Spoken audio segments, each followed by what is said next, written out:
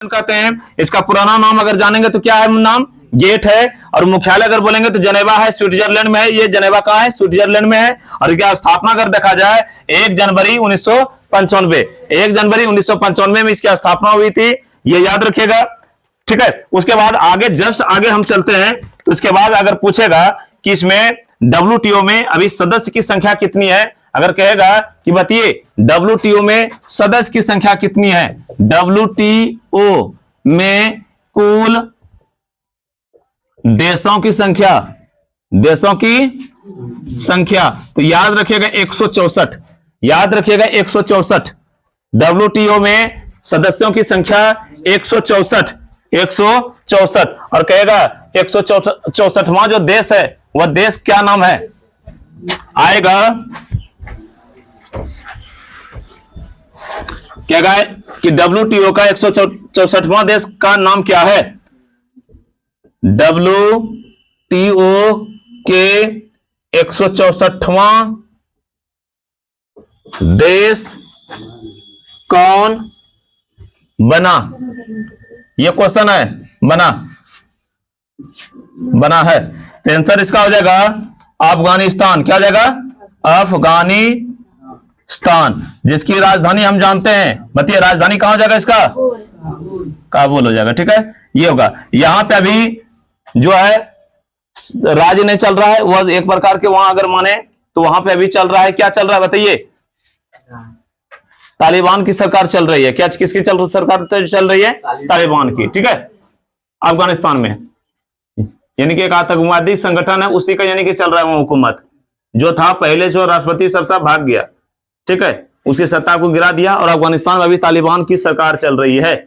और अफगानिस्तान से ही एक बड़ा ही प्रसिद्ध खिलाड़ी है जिसका नाम है राशिद खां। क्या नाम है, राशिद खां, जो कि काफी स्पिन गेम करते हैं। ठीक है, जानते हैं ना राशिद खां के बारे में, जानते हैं कि नहीं जानते हैं। ठीक है, चलिए 164वां देश अगर पूछेगा तो क्या मारिएगा, अफगानिस्तान मारिएगा। ठीक है, चलिए इसको नोट कर लीजिए, इसको पहले इसको नोट कर लीजिए।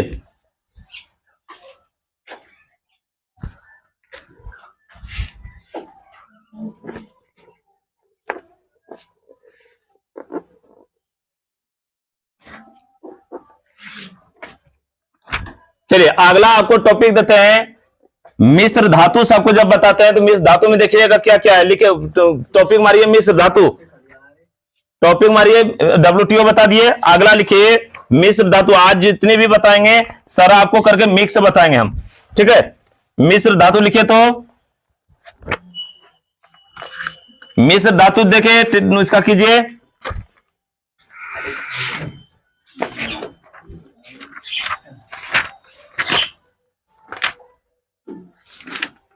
देखिए मिश्र धातु,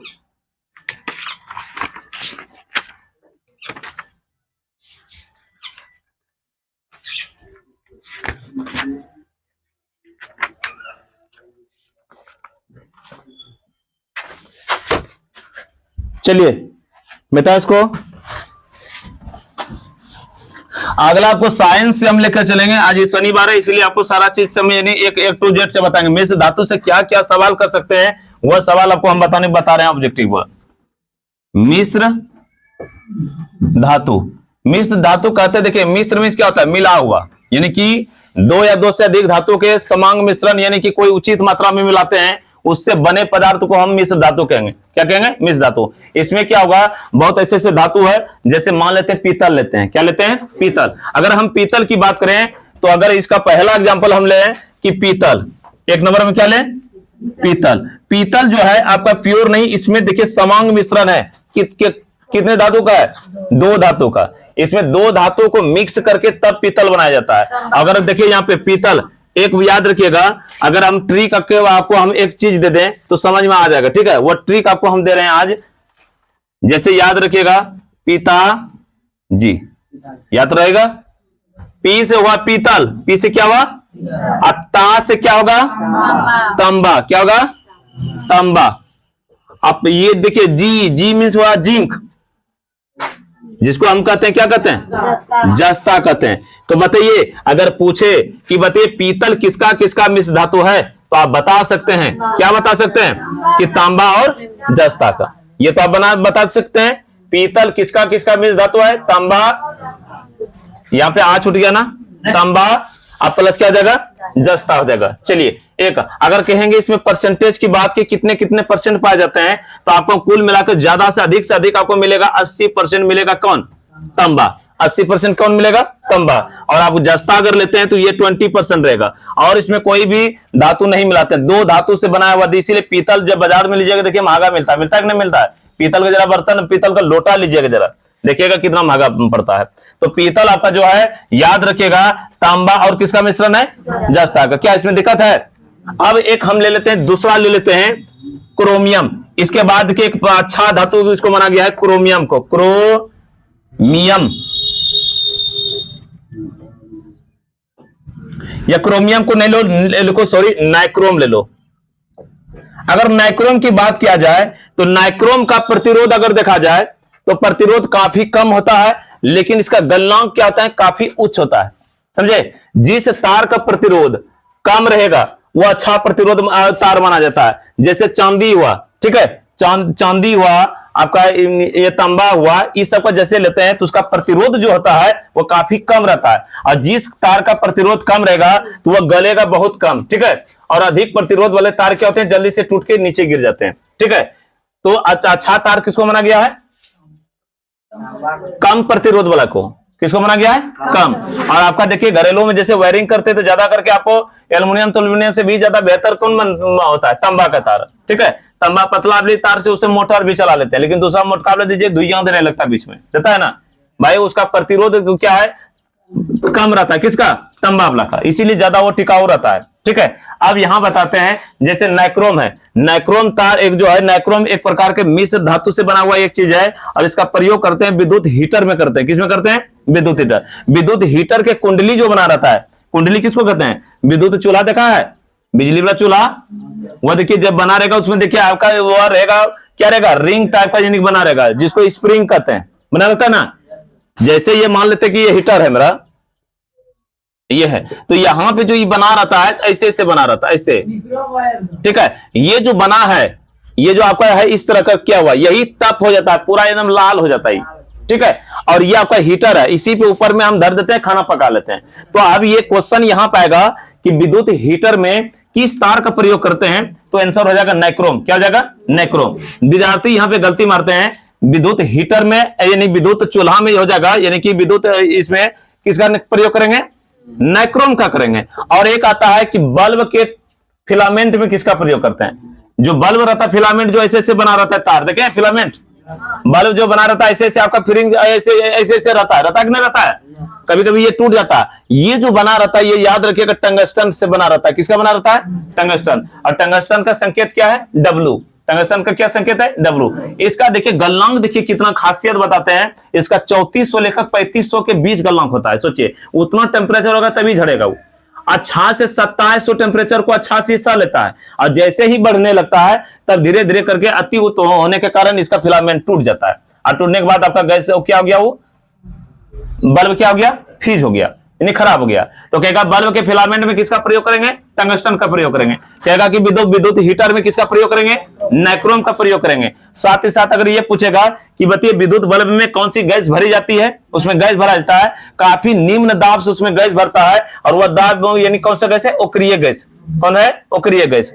उसमें अक्रिय गैस का प्रयोग करते हैं, ठीक है, ताकि वह फिलामेंट जो बना रहता है उसको संरक्षित कर सके।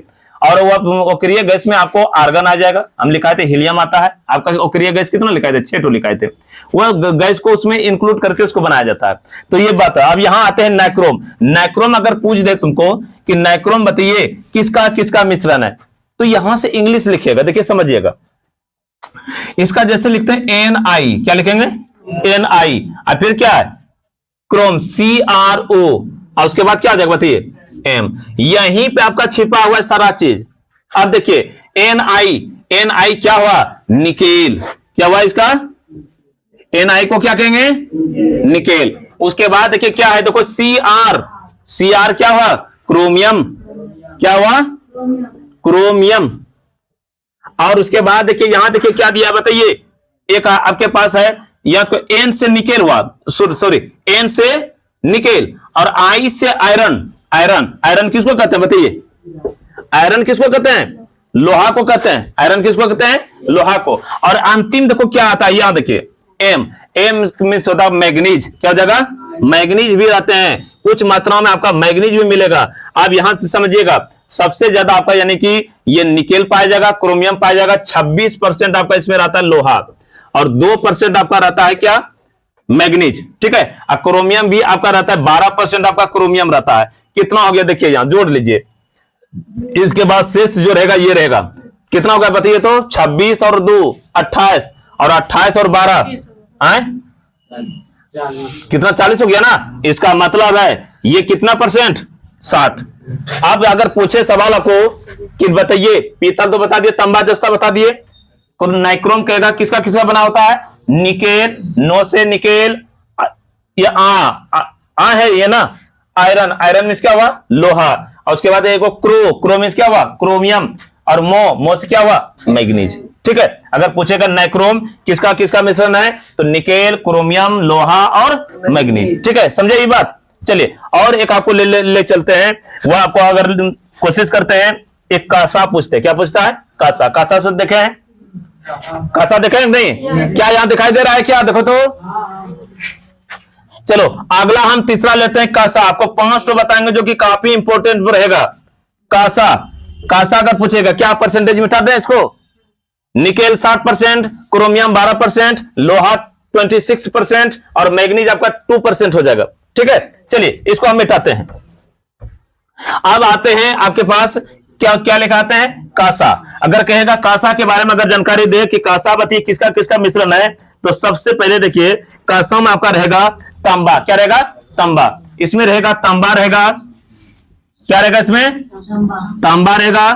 अब प्लस और बताइए क्या रहेगा? बताइए एस एन किसका संकेत है? बताइए तो कोई बताइए, एस एन किसका संकेत है? एस एन किसका संकेत है? एस एन जो आपका संकेत है किसका संकेत है भाई? टीन का। तो टीन का है। दो तो ही कासा बनते हैं। किससे किससे बनते हैं? तांबा और टीन से बनते हैं। तांबा और टीन से मिलकर जो बनते हैं उसको क्या कहते हैं? कासा कहते हैं। ठीक है, हम 3 चीज में कासा भी बता दिए। चलिए अगला हम आपके पास लेके चलते हैं। कासा होगा। कासा जो है किसका किसका मिला रहता है? कासा किसका किसका मिला रहता है? तांबा और टीन का। अगर बात किया जाए तांबा का संकेत क्या होता है, तो तांबा का संकेत याद रखिएगा Cu। Cu। और टीन का क्या हो जाएगा बताइए? Sn। Sn।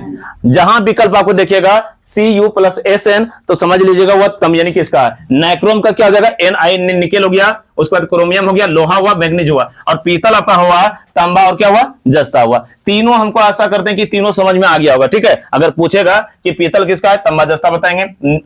नाइक्रोम क्या बताएंगे? निकेल, क्रोमियम, लोहा और मैग्नीज। और आपका कासा क्या हो जाएगा? तांबा और टीन। चलिए 2 और ले लेते हैं। एक लिखिएगा सोल्डर। सोल्डर आप सब देखे होंगे। सोल्डर देखे हैं क्या? सोल्डर आप देखे होंगे। सोल्डर आप देखे होंगे कि रेडियो सबको जो तार टूट जाता है उसका यानी कि वो घुरा हुआ इस तरह जाता रहता है ना, उसको देके बरका को उसमें दे दिया क्या जाता है। तो देखिए मिटाने वाला किधर दे दिए? मिटाने वाला के ले लिया। चलिए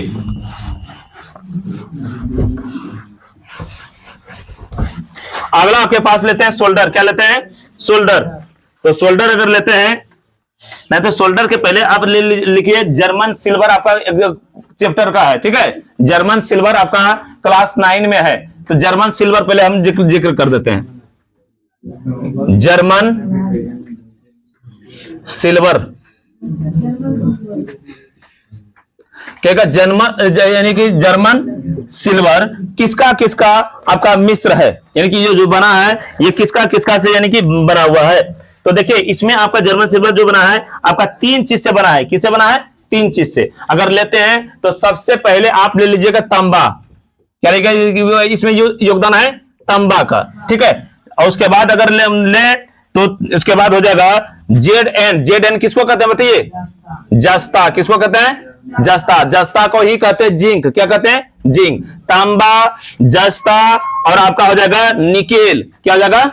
निकेल। ये 3 चीज से बनते हैं। बताइए कौन बनेगा? बताइए जर्मन सिल्वर। ठीक है, और ये काफी खतरनाक रहते हैं। ठीक है, महंगा बहुत मिलते हैं, ठीक है। एक तो सिल्वर मिलता है और एक तो जर्मन सिल्वर हुआ, उसमें तांबा भी मिला रहेगा, जस्ता भी मिला रहेगा और क्या मिला रहेगा, निकेल भी मिला रहेगा। उसके बाद आगे हम चलते हैं, एक आपके पास लेते हैं, एक सोल्डर हम आपको बता रहे थे, क्या बता रहे थे, सोल्डर। 5 चीज हम इसमें बताएंगे। सोल्डर को अगर कहेगा, अगर कोई क्वेश्चन घुरा के पूछ दिया कि इसी को कहते हैं टाका, टंका कहा जाता है, इसको क्या कहा जाता है, टंका कहा जाता है। अगर कहेगा कि बताइए ये किसका किसका मिश्रण है, तो ये आपका देखिए लिख लीजिए, इसमें SN और PB का है मिश्रण। SN किसको बोलते हैं, अभी तुरंत में हम बता दिए हैं। SN किसको कहते हैं, टीन को कहते हैं, लिख देते हैं यहां पे। और PB किसको कहते हैं, बताइए PB किसको कहते हैं, PB किसका संकेत है, पारा होगा। PB लीड, शीशा, शीशा का क्या सब बताइए तो,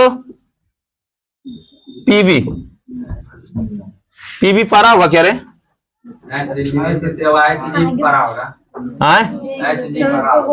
HJ, चलिए PB टीन और शीशा। सोल्डर जो मिश्रण रहेगा किसका किसका रहेगा, टीन और शीशा का रहेगा, टीन और किसका रहेगा, शीशा का रहेगा, ठीक है। अब एक तो ले लेते हैं फ्यूज तार, एक अलग आपको लेते हैं फ्यूज तार। आप देखे होंगे ये किसका मिश्रण है, वो थोड़ा सा जान लीजिएगा। इसी को कहते हैं सुरक्षा युक्त तार, फ्यूज तार। आप देखे होंगे फ्यूज तार को हम क्या करते हैं, बोर्ड में लगाते हैं, अधिक धारा बहने के कारण वह फ्यूज होता है और आपका उपकरण बचता है, ठीक है। तो फ्यूज तार जो बना रहता है वो आपका यानी कि बहुत महीन तार बना रहता है, ठीक है। और ये जो बना रहता है किसका किसका बना रहता है बताइए तो, शीशा प्लस टीन, शीशा प्लस टीन, ये हो गया फ्यूज तार। चलिए शीशा और फ्यूज तार आपका ये हो जाएगा।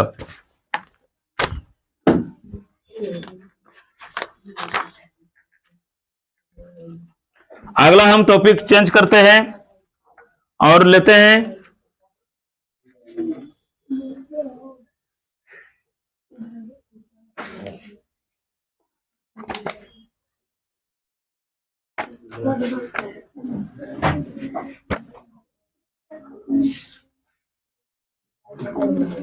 एक लेते हैं आपके पास, एक वोल्टेज सेल होता है और एक क्या होता है, शुष्क सेल।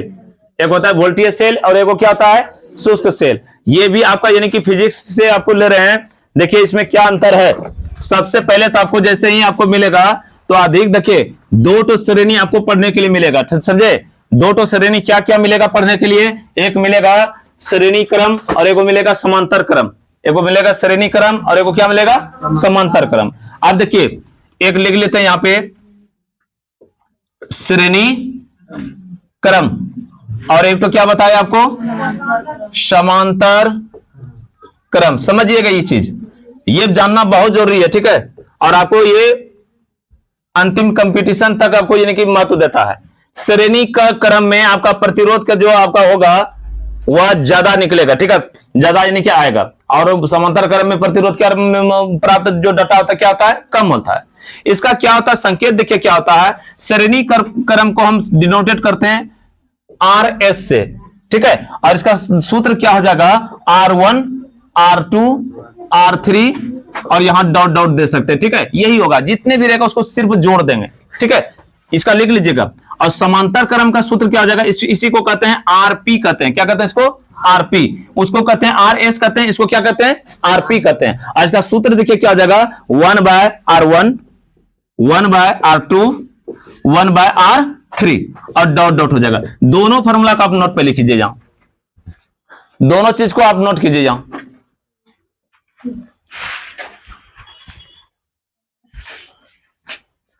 हमको डर लगने लगता है। क्यूट किलर, क्यूट बॉय, आएगा होता है एटीट्यूड बॉय, बाप रे एटीट्यूड होता है। इंग्लिश थोड़ा सा उतना नहीं जानते हैं। अब कितना खतरनाक खतरनाक लिखता, नाम देखते हैं तो हम दांग रह जाते हैं। इंस्टाग्राम जो चलाते हैं ना, इंस्टाग्राम से तो होने वाला कुछ है नहीं। इंस्टाग्राम तुम्हारा अगर बढ़ाना चाहता है फॉलो, जब तुम कामयाबी हो जाएगा ना, तुम्हारा इंस्टाग्राम ऑटोमेटिक हो जाता है। मान चलो अभी विराट कोहली खाली ऐसे भी कर देता है ना फोटो पोस्ट ना, तो देखते हैं कि 60 के 1 मिलियन, हम सब पसीना पसीना चुरा देते हैं, 2 ठो देखता है, 3 ठो देखता है, उसमें भी मेरा ही योगदान है। वो भी हम देखते हैं। एक फोटो शेयर किए थे हम, एक फोटो शेयर किए थे, और उस फोटो में क्या हुआ था, पहले छोड़े थे हम, ठीक है, और पहले तो पूरा गैलरी को हम ढूंढे कि सबसे अच्छा मेरा फोटो कौन है, चुनने के बाद उस फोटो को हम पोस्ट किए, और करने के बाद छोड़े। हम सोचे अब लाइक मिलेगा हमको, जब देखते हैं तो कोई लाइक नहीं कर रहा है, और वो लाइक कौन किया, मैं ही था, सिर्फ लिखा था यू। बाप रे बाप, इतना बड़ा बेइज्जती। 5 दिन हो गया कोई नहीं छुआ, और अंत में हम उसको क्या किए, डिलीट करना पड़ा। तो समझ लिए दुनिया किसको देखता है, दुनिया उसी को देखता है जो सफलता की कदम को चूमता है। अगर सफलता की कदम नहीं चूमिएगा, हमको नहीं लगता दुनिया में कोई देखेगा, ठीक है। आपको हम बताए थे बहुत ऐसे। और प्रेम और प्रेमिका, ये भी आपको देखता है, धन दौलत सारा चीज देखता है। वो जो आपका एक फोटो नहीं कुछ रहेगा, क्या कर लेगा, क्या नहीं करेगा, आपके सारे वैभव सुख सब चीज देखता है वो। चलिए ये आपका हो गया। अब आते हैं, देखिए फायदा देखो इस यहां से क्या आता है, क्वेश्चन यहां से पूछता है और विद्यार्थी यहां पे छोड़ता है। आपका पूछेगा क्वेश्चन, देखिए क्या पूछेगा क्वेश्चन, यही पूछेगा आपसे कि बताइए घर में पंखा हुआ, टीवी हुआ और कुछ भी चीज उपकरण हम जोड़ते हैं, घर में पंखा, टीवी और कोई इलेक्ट्रिकल चीज को हम जोड़ते हैं, बताइए किस क्रम में जोड़ेंगे जो कि हमको फायदा मिलेगा। बताइए अगर कहेगा कि घर का कोई भी उपकरण किस क्रम में जोड़ेंगे तो हमको फायदा मिलेगा, तो आपका सही उपकरण जो क्रम में जोड़ेंगे, किस क्रम में, समांतर क्रम में। कहेगा क्वेश्चन आएगा, आप लिख सकते हैं, लिखिए नोट कीजिए, तो लिखिए, लिखो घरों के पंखे, लिखो घरों के पंखे, क्वेश्चन बनाइए घरों के पंखे, लिखिए घरों के पंखे, टीवी, टीवी बोला वो बोला टीवी नहीं जो फेफड़ा खा जाता है, हड्डी खा जाता है, टीवी लिखे, रेफ्रिजरेटर, रेफ्रिजरेटर, रेफ्रिजरेटर को क्या आप देखते हैं, मेरा चेहरा देख रहा है, रेफ्रिजरेटर को कहते हैं फ्रिज, कहते हैं क्या कहते हैं, फ्रिज, ठीक है। लिखा, तुमने लिख रही क्या, लिखो जल्दी, रेफ्रिजरेटर, लिखो इत्यादि विद्युत उपकरण किस क्रम में जोड़े जाते हैं, इत्यादि, इत्यादि विद्युत उपकरण किस क्रम में जोड़े जाते हैं, किस क्रम में जोड़े जाते हैं। फिर से सुन लीजिए, घरों के पंखे, टीवी, रेफ्रिजरेटर, रेफ्रिजरेटर नहीं लिख पाते तो फ्रिज लिख लीजिए, फ्रिज, विद्युत उपकरण आदि किस क्रम में जोड़े जाते हैं। कोई भी आपका इलेक्ट्रिकल सामान जो रहेगा किस चीज में जोड़िएगा, बताइए, समांतर श्रेणी में, किस में जोड़िएगा, समांतर में। आंसर हो जाएगा समांतर क्रम में। किस क्रम में जोड़ेंगे भाई, समांतर क्रम में, ठीक है। अगर देखो श्रेणी का क्रम में जोड़िएगा तो आपको पूरा घर का बल्ब फ्यूज कर देगा, और समांतर क्रम में जोड़िएगा तो आपका देखिए क्या होता है, एक बल्ब जहां फ्यूज हुआ वो आगे बल्ब फ्यूज नहीं होगा, ठीक है। श्रेणी में क्या होता है कि सारा चीज कनेक्शन एक में रह जाता है, एक को खाली स्विच ऑन किए सब बल्ब जलने लगा, तो उससे क्या होगा, जैसे करंट पास करेगा तो तुम्हारा क्या रहेगा, क्या वो चीज सब झड़ जाएगा। और हम समांतर क्रम में क्या होता है, एक एक पार्ट पे पड़ा हुआ है। अगर मान चलते हैं यहां से लेकर वहां तक का ये बल्ब लगा है, यहां देखिएगा, ये यहाँ पे है, एक तो बल्ब यहां झुला है मेरा, एक तो बल्ब यहां झुला है, और एक तो बल्ब मेरा यहां झुला है, ठीक है। और इसको किस क्रम में जोड़ दिया है, समांतर क्रम में जोड़े हैं। समांतर क्रम में जोड़ेंगे तो ये जैसे ही बल्ब यहां से फ्यूज हो गया, ये फ्यूज हो गया, उड़ गया इसका, तो यहां से तार पासिंग नहीं होगा, लाइन आपका नहीं जाएगा, ठीक है, और अगला बल्ब आपका बच जाएगा, ठीक है। लेकिन अगर श्रेणी क्रम में जोड़िएगा तो आपका ये तो यहां जैसे छोड़िए, जैसे ये फट बोलेगा ये भी फट फट खत्म। इसलिए श्रेणी क्रम में आप नहीं जोड़िएगा घर में, ठीक है। एक बार हुआ था मेरे ससुराल में, बोला जोड़िए ना, बोला ये ITI की है, जोड़िए, ले पेचकस लिए आज जोड़े, जब लाइन दिए ना फटाफट फटाफट फटाफट सब तस नस। सासू माँ गई थी बिहार, पत्नी बोले चाबी कहाँ, ये भी नहीं बोले कि घर का सब बॉल उड़ा दिए हैं, और चाबी लिया झट से घर। सुबह होता है ऑन करता है, कोर्ट बोलने चलता है। बेगर देखे हुए विद्युत से छलकानी नहीं करना, नहीं जानते नहीं कीजिए। और यूट्यूब सबसे देख देख कर जोड़ता है, कब तो नाश हो जाता है खबर। चलिए ये हो गया। अब यहां से देखिएगा, अगला हम लेके चलते हैं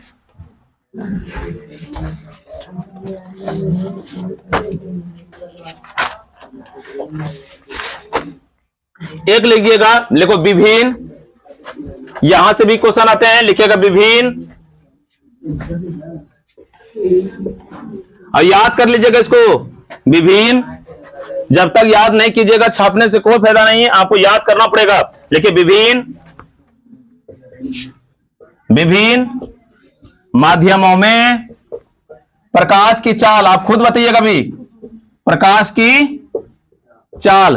देखते हैं कौन कौन याद किए थे, क्या हम बताए थे इसके बारे में। विभिन्न माध्यमों में प्रकाश की चाल, अगर हम पहला ले लें, निर्वात ले लेते हैं। क्या लेते हैं? निर्वात की कहानी बताते हैं। निर्वात वैसे स्थान रहते हैं जहां की हवा तक नहीं रहता, ये सोचिए, वैसा स्थान जहां वायु तक ना हो, उसको हम क्या कहेंगे? निर्वात कहेंगे। ठीक है। और निर्वात में अगर हमको पूछेगा कि बताइए प्रकाश की चाल क्या होगा, प्रकाश की चाल क्या होगा, तो याद रखिएगा 3 × 10⁸ मीटर प्रति सेकेंड। क्या ये याद रहा? निर्वात में अगर प्रकाश की चाल कहेगा कितना होगा, तो 3 × 10⁸ मीटर प्रति सेकेंड। ये पहला हो गया। अगर हम दूसरा ले लें, दूसरा अगर हम लें तो आपके पास हम ले लेते हैं कांच। क्या लेते हैं? कांच। कांच में कहेगा प्रकाश जो पासिंग होगा वह कितना हो सकता है कांच का, बताइए कोई। कांच का अगर लेंगे तो यहां 3 था ना, डायरेक्ट एक कम कर दीजिए, कितना हो जाएगा?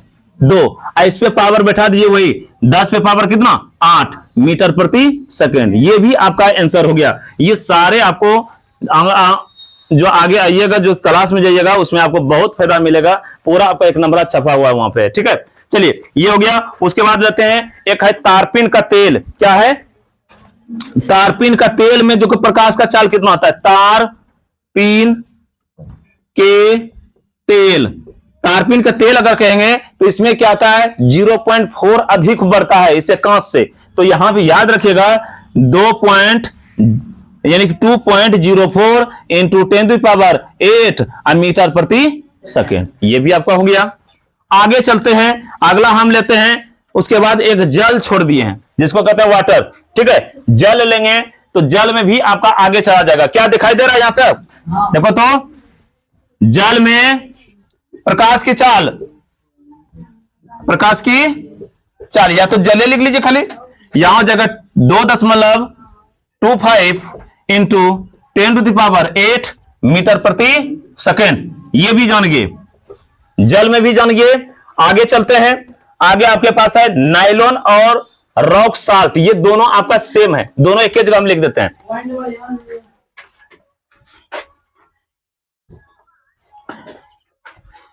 चलिए ये पॉइंट है यहां पे, और ये आपका 8 है, तो 2.25 × 10⁸ मीटर प्रति सेकेंड।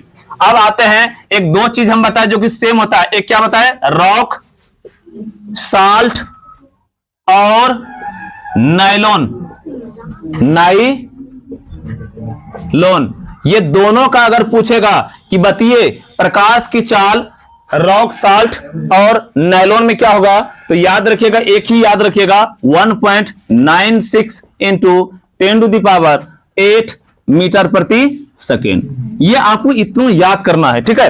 क्या क्या याद करना है? निर्वात में प्रकाश की चाल 3 × 10⁸ मीटर प्रति सेकेंड। कांच में 2 × 10⁸ मीटर प्रति सेकेंड। तारपीन के तेल में 2.04 × 10⁸ मीटर प्रति सेकेंड। जल में प्रकाश की चाल 2.25 × 10⁸ मीटर प्रति सेकेंड। और रॉक साल्ट और नायलॉन, ये दोनों में आपका सेम हो जाएगा, 1.96 × 10⁸ मीटर प्रति सेकेंड। ये चीज हो जाएगा। ठीक है। चलिए इसको नोट कीजिए, जल्दी से नोट कीजिए इसको। ओके। आपको लेके चलते हैं थोड़ा सा, कोई भी अम्ल है, क्षार है, और क्या है? उदासीन। आपको बताते हैं सबसे पहले अम्ल और क्षार और उदासीन किसको कहेंगे। सबसे पहले एक बात याद रखिएगा आज, कि शुद्ध जल में लाइन नहीं जाता है, याद रखिएगा। ठीक है। शुद्ध जल में करंट नहीं आता है। आपका जिस जल का pH मान 7 रहेगा उसमें लाइन थोड़ा सा ढुकाइएगा, छुइएगा, आपको लाइन नहीं मारेगा। कृपया प्रयोग करने से सावधान रहें, हो सकता है कभी कभी। ठीक है।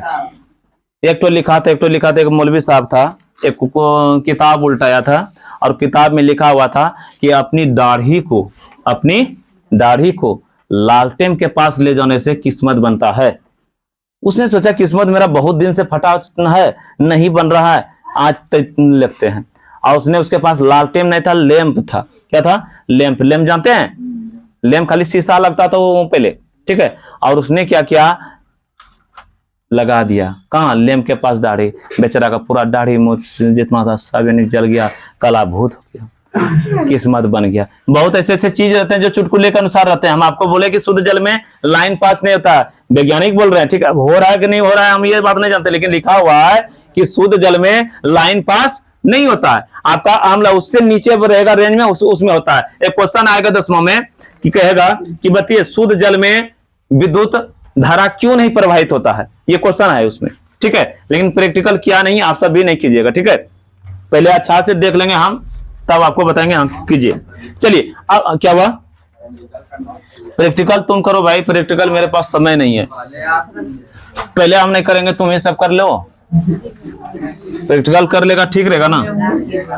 अपने से क्या हुआ, दूसरे से क्या हुआ, अंतर है, ठीक है। हम खाएंगे, तुम देखेगा, क्यों चीज होगा, तुम पेट भर जाएगा, तुम करो। आप चलिए, आप देखिए यहां से समझिएगा, यहां पे हम लिख देते हैं 0, क्या लिखते हैं 0, और यहां पे आपको लिख देते हैं 1, या तो यहां से चालू करते हैं। देखिए सबसे पहले पीएच मान जो जारी करते हैं 0 से लेकर 14 तक, याद रखिएगा पीएच मान का रेंज कितना कितना तक होता है, 0 से 14 तक, इतना तक हम निकालते हैं। और इस स्केल, ये आपका जो स्केल बना हुआ है, इस स्केल का निर्धारण जो क्या था, सोरेनसन ने किया था। किसने किया था? सोरेनसन ने किया था, याद रखिएगा, किसने किया था? सोरेनसन ने किया था। अब याद रखिएगा यहां पे आपका, देखिए यहां से ये 1 हुआ, 2 हुआ, 3 हुआ, 4 हुआ, 5 हुआ, 6 हुआ, 7 हुआ, ये हुआ ना। और यहां क्या हुआ, 8 हुआ, 9 हुआ, 10 हुआ, 11 हुआ, 12 हुआ, 13 हुआ, और कितना हुआ, 14 हुआ। यहां तक है। अब बात समझिएगा, यहां जो है बीच में ऐसे कर दीजिएगा, ठीक है। ये आपका जो रहेगा, इसका पीएच मान जो रहेगा क्या रहेगा, उदासीन। क्या रहेगा? उदासीन। 7 जो किसी का रहेगा पीएच मान, तो क्या जाएगा, उदासीन हो जाएगा। क्या हो जाएगा? उदासीन हो जाएगा, उदासीन हो जाएगा।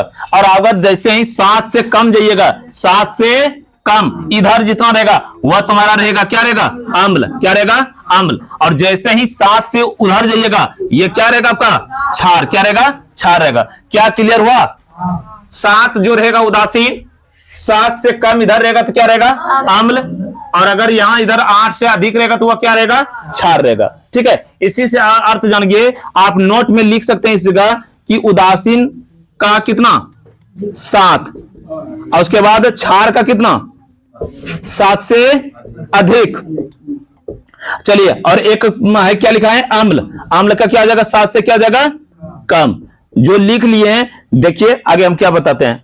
चलिए उसको उतार लीजिए। तो पहले स्केल के बारे में जानिए। वह स्केल की जानकारी जो दिया था, किसने दिया था, सोरेनसन ने दिया था। कब दिया था? 1909 ईस्वी में। कब दिया था? 1909 ईस्वी में। पीएच मान, अब पीएच मान हमारे शरीर का भी होता है, बताते हैं। पीएच मान हमारे शरीर के लिए काफी अहम योगदान रहते हैं। आपका मुंह का पीएच मान देखिएगा, किसी के देखिए मसूड़ा से खून निकलने लगता है, निकलता है ना, क्षय होने लगता है, दांत आपका धीरे धीरे पतला होने लगता है।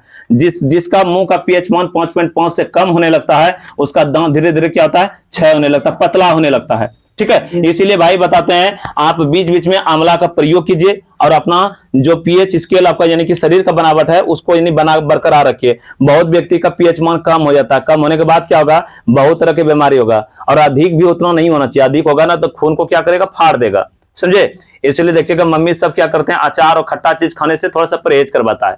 बीच में संतुलित कीजिए, खाइएगा तो कोई दिक्कत नहीं, ठीक है। जिसका पीएच, जिसके मसूड़े से खून निकलता है, वह विटामिन सी वाला गोली ले सकते हैं और खाइएगा, हमको लगता है वहां से सुधार आ जाएगा, ठीक है। मिलता है 2 रुपया 3 रुपया करके पीस मिलता है। वह टैबलेट खाने से आपका यानी कि धीरे धीरे आपका जब पर्याप्त मात्रा में हो जाएगा तो वहां से ब्लड निकलना बंद कर देगा, ठीक है। तो देखिए कहेगा कि मुंह का पीएच मान कितना होना चाहिए, 5.5 से कुछ अधिक रहना चाहिए, कम नहीं होना चाहिए। कम होगा तो आपका क्या हो जाएगा, घटा हो जाएगा, ठीक है। चलिए ये जान गए ना, पीएच मान कहेगा कहां से कहां तक ज्ञात करते हैं, 0 से 14। 7 का बताइए कैसा रहेगा, उदासीन। 7 से कम अम्ल, 7 से अधिक क्षार। ये जान गए कि अगर इस स्केल को बनाया किसने? सोरेनसन ने। किसने बनाया? सोरेनसन ने। ये व्यक्ति ने बनाया। कब बनाया? 1909। कब बनाया? 1909। जान गए। अब आपको लेकर चलते हैं लास्ट में, आपको एक चीज बताते हैं, निम्नलिखित का पीएच मान लिखें। किसका किसका क्या पीएच मान होता है, थोड़ा सा लिख कर हमको बताइएगा। मिटाते हैं इसको, मिटा दें। यह पूछता है दशम में कि पीएच मान कहां से कहां तक ज्ञात होता है, तो याद रखिएगा 0 से लेकर कितना? 14 तक। निम्न का पीएच मान लिखें। निम्न का पीएच, देखिए पी जो लिखेगा, एक बात यहां पे आपको बताना उचित समझते हैं, पी जो है ना, और एच जो लिखेगा ऊपर में लिखेगा। हल्का कहां लिखेगा? ऊपर में थोड़ा सा, ठीक है। पीएच मान लिखें। चलिए आपको दे रहे हैं, जो भी सवाल आपको एग्जाम में आते हैं वही सवाल हमको दे रहे हैं। पहला आपको लिख देते हैं रक्त, क्या लिखते हैं? रक्त का पीएच मान। दूसरा लिखेगा, आपको पूछा कई बार, दूध, मूत्र, शराब, नींबू,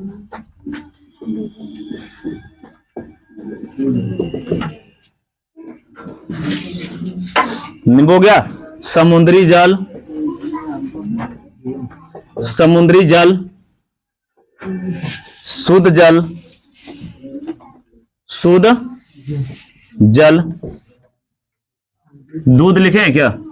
ठीक है, दूध लिख दिए। अगला कर लेते हैं, अगला लिख लीजिए सिरका का, लिख लीजिए सिरका का, लिख लीजिए। और उसके बाद लिख लीजिए नींबू हम लिखे हैं, लार का लिख लीजिए, जो लार चूता नहीं है उसका, लार का लिख लीजिए।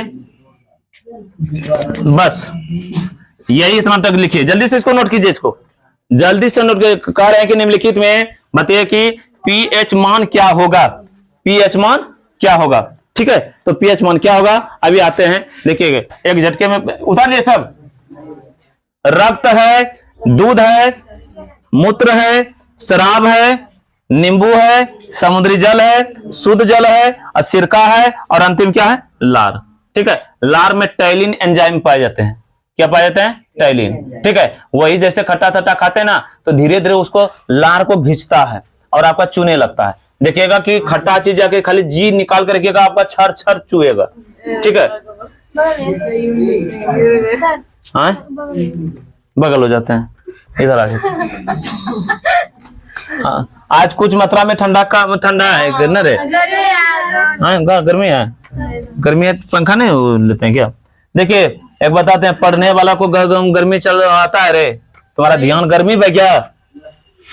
एक बार एक तो महापुरुष पढ़ रहे थे, उसको पूछा इतना गर्मी में इतना रूम में बंद होके पढ़ते हैं, कैसे पढ़ लेते हैं? बोला कि गर्मी के बारे में सोचेंगे तब ना गर्म लगेगा हमको, हम सोचिए ना हम पढ़ रहे हैं। तुम सब ऐसा है ना, जब तक नून नहीं तपेगा तब तक नहीं निखरेगा। याद रखिएगा, जो तपा है वही निखरा है। सोने ने कितना तपने के लिए सिखाया जानते हो, तभी वो चमकता है। अगर नहीं सोना तपेगा तो क्या चमकेगा? क्या नहीं चमक सकता। आप एक एक कष्ट से गुजरिए, आपका जिंदगी देखिएगा कहां रंग लाएगा वो कहना मुश्किल है। और सुख जो सुख में आप जाइएगा, बड़का तो सख्त तक यहाँ पे बैठ के पढ़ने की कोशिश कीजिएगा, आप भाई नहीं पढ़ पाइएगा। ये लिख लीजिए, ठीक है, सुख चाहने वाले की विद्या कहाँ, ऐसा संस्कृत में लिखा हुआ है। ठीक है, इसलिए सुख को त्याग दीजिए। अगर आपको पूरा कष्ट है इस जिंदगी में, फिर भी उस जिंदगी को झेलते हुए आगे बढ़िए, आप तब देखिएगा आप किस तरह उभरते हुए सितारा बनिएगा। हो गया, लिख लिया। चलिए अब आते हैं, समय भी हो रहा है। इसका देखिए पीएच मान आपका देखिए कितना हो जाएगा, ब्लड का आपका हो जाएगा 7.4। याद रखिएगा, ब्लड का कितना हो जाएगा? 7.4। और दूध है, दूध का दो कंडीशन लिख लीजिएगा, कहीं कहीं 6.4 रहेगा, कहीं 6.6 रहेगा, रेंज में लिख लीजिएगा। 6.4 से 6.6 के बीच आपका दूध का पीएच मान होगा। और मूत्र ले लीजिए, ये आपका 6 रहेगा। कितना रहेगा? 6। मूत्र का पीएच मान 6। अब शराब जो है, शराब जो पीते भाई, ये भी अम्लीय है, और ये कितना है बताइए? 2.8। 2.8 पीएच मान शराब का कितना हो जाएगा, जिसको दारू कहते हैं, शराब कहते हैं, ये 2.8 हो गया। अब देखिए नींबू, नींबू देखिए क्या आ जाएगा? 2.2। अब चलिए समुद्री जल है, समुद्री जल काफी खारा होता है, वो क्षार में चला जाएगा और इसका हो जाएगा 8.4। 8.4 शुद्ध जल तो अभी तुरंत में बता दिए कितना 7। अब देखिए सिरका, सिरका का लिख लीजिए 2.4, 2.4 और लार का है 6.5, 6.5। चलिए थैंक यू, आज इतना यही रहने दीजिए, ठीक है। ये सारे जितना बताए और एक विशेष सूचना बता रहे हैं, ठीक है।